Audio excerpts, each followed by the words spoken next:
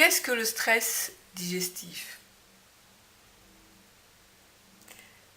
Si tu me poses cette question, c'est sûrement que tu n'as jamais eu des douleurs à l'estomac après le repas. Suite à un repas que tu as pris un peu à l'arrache, ou bien dans un stress ambiant, où les gens parlaient fort, ou bien il y avait des personnes qui s'engueulaient, ou encore il y a une annonce qui est mal passée, on t'a raconté une mauvaise nouvelle, et bref, et tu es là et tu dis oh punaise, j'ai mal au ventre. Et des fois ça peut être même jusqu'à te dire j'ai un nœud dans l'estomac, j'ai l'estomac, ça passe pas. Ça passe pas. Et c'est ce qui m'est arrivé à midi. Et, et ça a duré 2-3 heures avant que le nœud se détende. En fait, si tu veux, c'est un peu comme ton estomac, il se contracte. Enfin, j'ai vraiment l'impression que j'en ai. Et au final, il veut rien lâcher. Et puis quand il se détend, enfin, la douleur disparaît. Excuse-moi, il y a le téléphone qui sonne. Toi, ça fait partie du stress. Coupez vos téléphones. Non, je déconne. A tout de suite. Je reprends. Mais attends, je vais te poser l'appareil ici, parce que on va éviter de faire ça à l'arrache. Hein. Ouais. Ici. Alors, qu'est-ce que le stress digestif? J'avais un bouquin qui parlait du stress digestif, qui est très très bien. J'ai plein de bouquins sur toutes ces questions. Je vais te montrer sur le stress, sur comment soulager vos maux de ventre grâce à l'automassage, manuel d'hypnothérapie digestive, enfin bref. Je suis quelqu'un qui est hyper sensible au niveau digestif. Ce qui veut dire que le moindre stress, la moindre anxiété, le moindre petit conflit fait que mon estomac va dire non, non, aujourd'hui je te laisse pas tranquille, tu vas avoir mal. Ou alors ça peut être les intestins aussi. Tu peux avoir par exemple un problème de transit perturbé, soit dans le sens où allez, on a décidé qu'aujourd'hui on allait tout lâcher d'un coup, ou bien au contraire, non, aujourd'hui je suis constipé. Alors constipé, ça peut aller jusqu'à 30 jours de constipation, et dans ce cas-là, t'as plus le choix, il faut que tu prennes un laxatif bien costaud.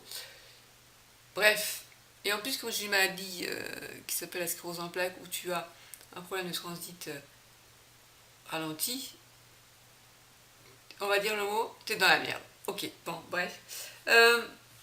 Donc je reviens sur mon stress digestif. Non mais, je suis désolée, hein, ici c'est un peu l'hôpital, j'ai mon lit médicalisé derrière moi, donc j'ai du mal à me placer comme il faut. Bref, sur cette chaîne YouTube et sur ce blog solutionantistress.fr, nous parlerons de tout, sans tabou, ok? Donc là je voulais parler du stress digestif, comme j'étais en train de t'expliquer avant que le téléphone ne sonne, ou que je sois perturbée par la chaise qui bloque sur le lit. Je suis quelqu'un qui est hypersensible au niveau digestif, donc surtout l'estomac, et le moindre stress me provoque des maux d'estomac. Alors, les médecins appellent ça la dyspepsie fonctionnelle. Ok, ça change pas grand chose, hein.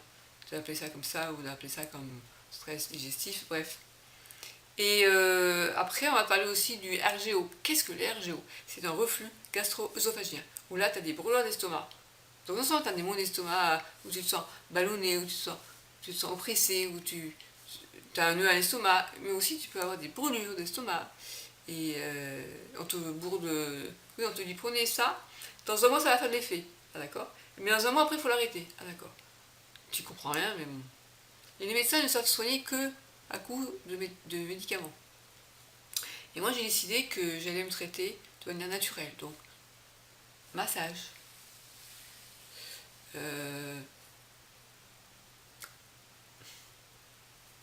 méditation, réflexologie, EFT, on en reparlera.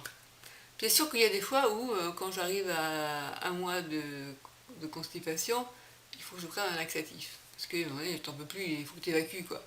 Le terme médical, c'est exonération. Exonération. Ouais, je m'exonère. Bref. Donc, le stress digestif, si tu connais ça toi aussi, n'hésite pas à m'en faire part dans les commentaires ci-dessous. Pas de tabou ici, je te dis, tu peux parler de caca, il n'y a pas de problème. Bon, on ne fait pas non plus tout un plat. Hein. Bon, Christelle, t'as fini tes conneries. Donc tout ça pour dire que quand on a une hypersensibilité viscérale, que ce soit au niveau intestinal ou au niveau de l'estomac, j'avoue, c'est très difficile à vivre, hein, parce que ça handicape quand même d'avoir mal à l'estomac après chaque repas, ou presque après chaque repas.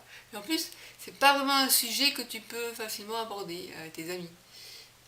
Voilà, donc on a tendance à ne pas en parler. Donc c'est un peu un sujet tabou, ouais. C'est pour ça que j'ai décidé de faire un article sur le sujet, le stress digestif.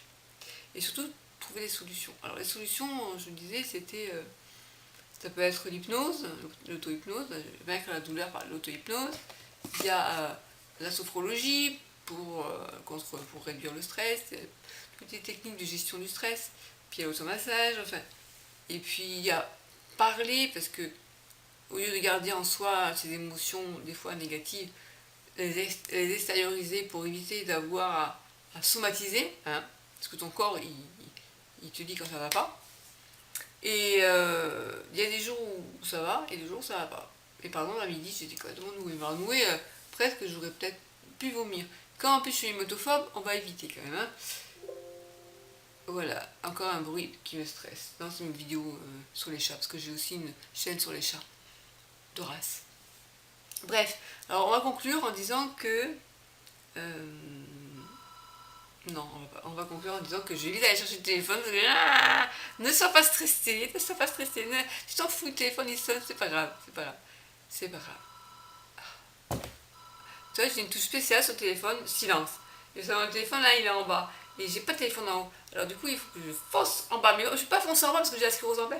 Et que j'ai un mot d'escalier qui met 1 minute pour arriver en bas. Et d'ici que j'arrive en bas, le téléphone ne sonnera plus. Bon bref, tu t'en fous de ma vie, t'as bien raison. Ouais. J'allais dire, ouais, chacun sa merde. Hein, comme on dit. Ok. Tu vois, il y a plein d'expressions comme ça en rapport avec... Ah, excuse-moi. Là, ça veut dire qu'il y a urgence. Ah.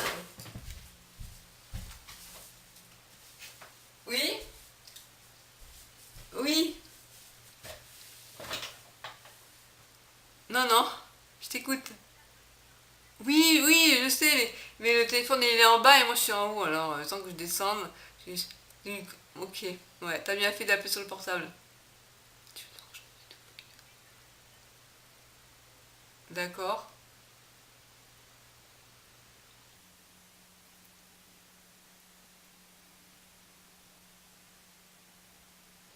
Ah, ouais, ouais.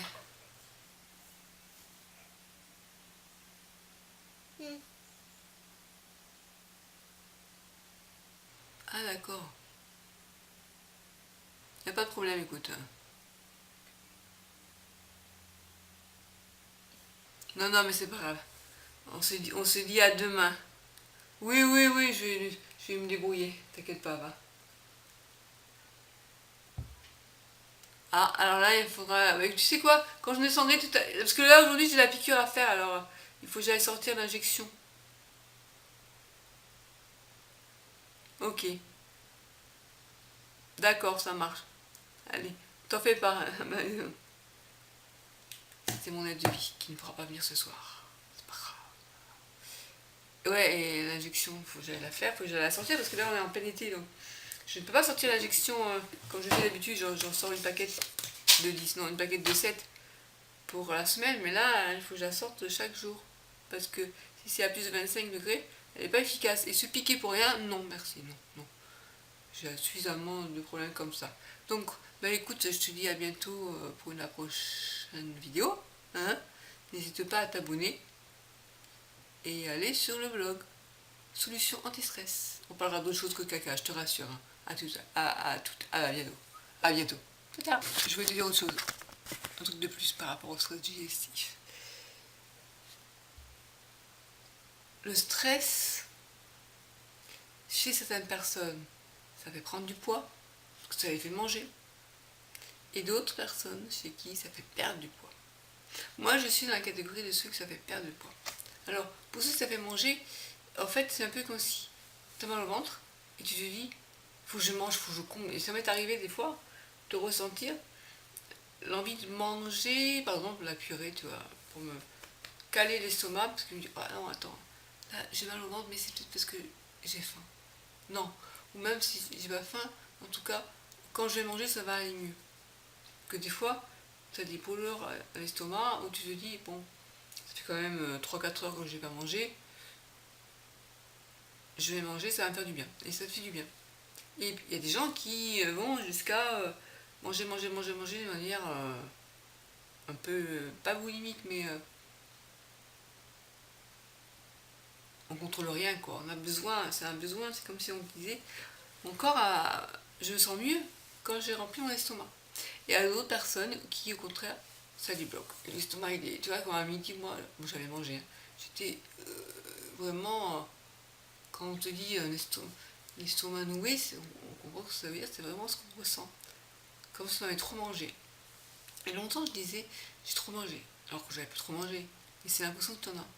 Et après, quand on te dit dyspepsie fonctionnelle, on t'explique que, en fait, c'est le. Comme on parle du transit tout à l'heure, là, c'est en fait. Comment ils appellent ça? Péristatique. Je sais plus, enfin bref. C'est la sortie de l'estomac qui se fait très lentement. Et finalement, souvent, moi, ce qui m'arrive, c'est que j'arrive à la satiété rapidement, alors que mon estomac n'est pas forcément rempli. Et puis même si il n'est pas rempli, il se croit rempli. Il est con cet estomac. En fait, il va très bien, mais il ne fonctionne pas bien. Ça sert à quoi d'avoir un estomac correct, parce qu'on a fait de la gastroscopie, mais il ne fonctionne pas bien, alors bref. Et donc, tout est ralenti. Donc en fait, et à d'autres personnes, au contraire, ça va très vite. Et finalement, ils ont l'impression de toujours avoir faim. Parce qu'ils n'arrivent pas à satiété rapidement. Enfin bref, c'est compliqué. Et de toute façon, on n'est jamais content, hein. Et donc moi, j'ai tendance à pas manger beaucoup. Et le peu que je mange, ça me reste sur l'estomac. C'est pas sympa.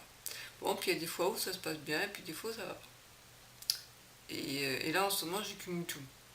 Les brûlures d'estomac du fait de ce RGO, plus les problèmes de constipation, et bon, je te parle pas du reste qu'on a avec la sclérose en plaques, mais bon, c'était pas une vidéo sur la sclérose en plaques que je voulais faire, c'est sur le stress digestif. Et donc, je vais faire un article sur le sujet qui sera un peu plus conséquent que la vidéo, même si elle est bien la vidéo, non? Bref. En tout cas, il y a très peu de personnes qui osent parler de ce problème. Parce que je sais pas pour toi, mais pour moi, tout ce qui était intestin, l'estomac, les viscères, tout ça, ça me fait peur, hein.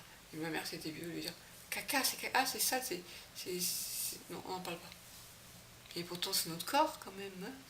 Ouais, c'est notre corps. Et on dit que la santé, c'est le silence des organes. Et on aimerait bien que tout ça, ça se passe tranquillou. Et ça fait partie du système neurovégétatif où tu contrôles rien, quoi. Enfin, tu contrôles rien.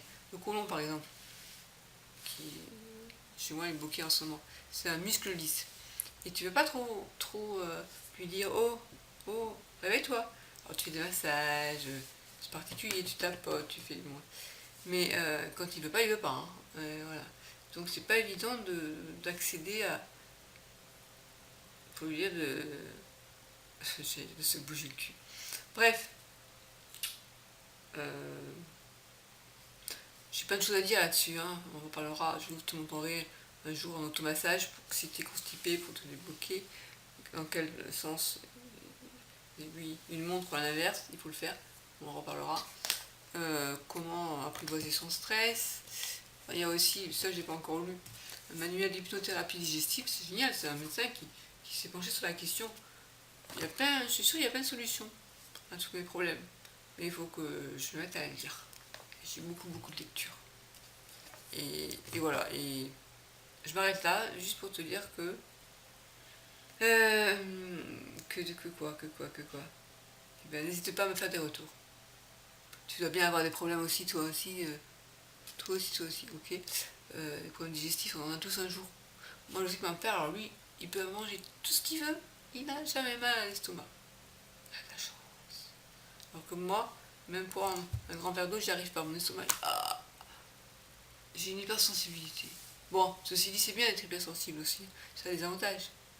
On peut comprendre ce que ressentent les gens qui sont comme nous. Quand tu es un gros bourrin qui peut manger n'importe quoi, même aller manger au McDo, on mange mal au McDo, faut dire franchement, et qui digère bien après, eh ben, quoi ça a des avantages, tu peux manger où tu veux, mais d'un autre côté, je pense pas que des années de bouffe McDo, ça soit terrible pour notre organisme, tu vois. Alors que moi, je me fais des petits plats où je mange un peu de tout. Alors, je picore un peu, mais. Enfin, je picore, je veux dire, je mange pas beaucoup, mais c'est mieux. Tu vois, la dernière fois, là, j'ai montré à mon aide de vie comment on faisait la sauce spéciale que ma mère m'avait appris à faire, parce que ma mère, je lui avais demandé avant qu'elle ne meure. Bon, je lui ai demandé autre chose avant qu'elle meure, hein. Mais je lui ai dit, oh, comment tu fais la sauce spéciale avec du ketchup et depuis, j'ai un peu amélioré pour le poisson au four. C'est super, avec le bar, c'est génial, c'est super bon.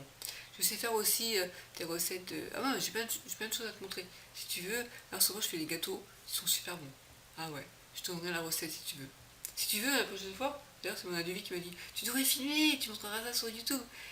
Ok, pourquoi pas, pourquoi pas. Et c'est un bon anti-stress de faire la cuisine aussi. Bon, d'accord, quand on a des problèmes de dyspepsie fonctionnelle, c'est pas toujours évident, mais il faut bien s'alimenter. Pour sa santé, c'est très bien. Bon, je te laisse. Mais tu vois, il y a plein d'autres sujets sur lesquels on va pouvoir parler et discuter ensemble. N'hésite pas hein, à me dire si y a des sujets. Et tu vois, le stress, ça nous amène à parler de tout et de rien. Voilà, à bientôt. À bientôt!